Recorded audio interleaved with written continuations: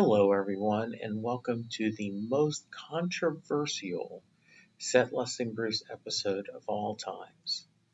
Stephen Hyden just recently, on November 11th, sent out a column. He published a column where he ranked every Springsteen album in order of what he thinks is the worst all the way to the best. A couple people asked what I thought of the list. I thought I'd respond with my own list. And I did this in a emotional slash logical way. I took a spreadsheet and I typed in every Springsteen album that is a studio album and wrote down every track. And then next to it, I put a check mark if it is a song that I enjoy listening to multiple times. In other words, if I was building a playlist, I would want this song on there. That doesn't mean it's not a great song if it's not on the list, but it's a song that I don't need to hear that often. So that means that some albums that people think are absolutely amazing, I'm okay with this. So, this is going to be controversial because I know when I looked at these rankings,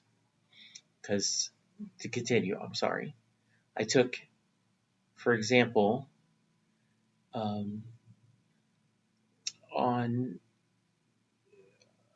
Wrecking Ball, 10 out of the 13 songs on Wrecking Ball I love. I just like that album. 10 of the songs I enjoy listening to. I never get tired of hearing. So therefore, it is my number one ranked album. Ghost of Tom Joad, on the other hand, is an album that I don't enjoy those songs. And I would have only given one song as something I would want on the playlist. So it is ranked least. You're going to feel differently. I know that.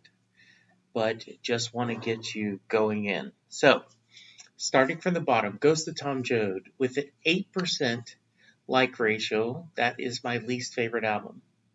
Wild of the Innocent with a 14% hit rate is next up. Continuing to Climb, Working on a Dream. I picked 2 or 15% of the songs from there. Seeger Sessions is a 17%. Only picked 2 songs out of the 12. This is where people are going to start throwing stuff at their podcast player. For Darkness, I only picked 3 out of the 10 songs. Everyone knows it's one of his masterpieces, but the songs are not things that I listen to on a regular basis. So Darkness is toward the bottom third. Coming up next, Greetings. That's 3 out of 9 for there. The River hit a 35% of songs I want. Human Touch, 36%. Then Letter to You, I go up. It hits 42%. 5 songs out of the 12 work for Letter to You. Western Stars, I give a 46%, 6 out of 13. Born to Run, 50%. There it is a very sparse album, and 4 of the 8 I put on that I would love to hear over and over and over again. Then we move up to Nebraska. 50% of the tracks in Nebraska I love. Next up, Born in the USA at 50% as well. Lucky Town, 50%, and Devils and Dust, 50%. So kind of a 4-way tie. Next up, The Rising. One of the first albums I bought after my newfound Springsteen obsession. So 8 out of the 15 songs make it, so that puts it at 53%. Tunnel of Love gets 58%, 7 out of 12. I often say that Tunnel of Love is one of my favorite albums, and this numeric system showed up. Okay, top 3, and I know you guys are already yelling at me. Magic, 8 out of the 12 songs I love, so it's in number 3. What many people consider Bruce's worst album, High Hopes, I love 8 out of the 12 songs. I did not know them were releases or outtakes or on bootlegs. I really love a lot of those songs on High Hopes. So it gets 67%. And then, as I mentioned, my top album is Wrecking Ball.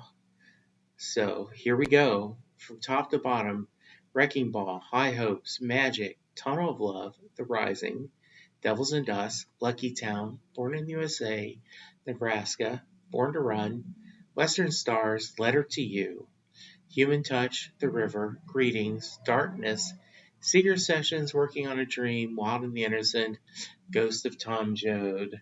I left off the latest album because I knew I haven't spent enough time listening to it to have a feeling on which songs are going to last.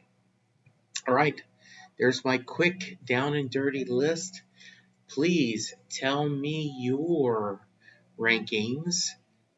Post it on the Facebook page. Send it to me on an email and I'll read it to you. Or even better, send me an MP3 listing your lists and I'll publish it. Thanks, guys. Talk to you soon. Doing a podcast at times can be a one-way conversation, and I hate that. So please let me know what you like and don't like about the work I'm doing. You can reach the podcast via email at setlistingbruce@gmail.com.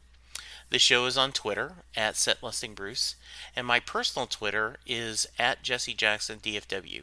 You can support the podcast by subscribing via your favorite podcast player and leaving us a review. The more reviews we have, the easier it is for people to find us. And please tell a friend about the podcast, especially if they love Bruce or music, because it will make a difference.